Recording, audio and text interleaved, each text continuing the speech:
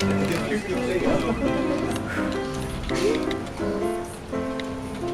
ะแม่นแฮปปี้ชีวิตดีไปเที่ยวตลอด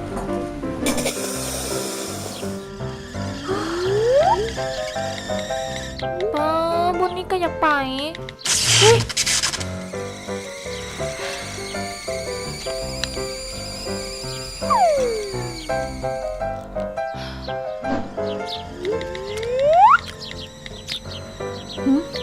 ไปอีกละอีสาเด้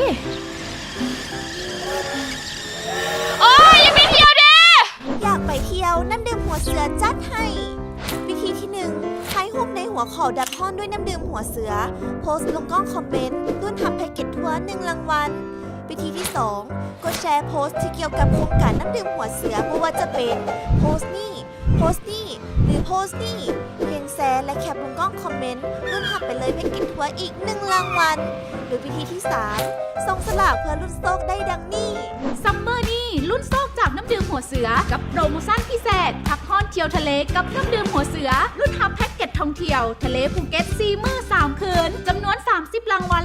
ละ2 ทานรวมมูลค่าหลายตัว20 ล้านกีบนอกนี้ผู้โชคดีที่ส่งสลากน้ำดื่มหัวเสือลดสั้นหมักไหมแมนจะได้รับรางวัลเสริมพิเศษเงินสด600,000 กีบเพียงแต่ทางเขียนชื่อที่อยู่และเบอร์โทรติดต่อติดใส่สลากผลิตภัณฑ์น้ำดื่มหัวเสือทุกแบบทุกขนาดส่งที่กองทัพสลากที่ตัวแทนจำหน่ายบริษัทเบียร์ลาวและห้างค้าที่ร่วมโครงการทั่วประเทศจับสลากครั้งที่1วันที่6มิถุนายน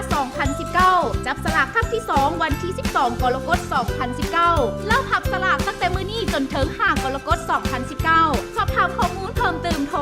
030 5088 018หรือท่านสามารถติดตามรายละเอียดทั้งหมดที่ Facebook Tiger Head ลาว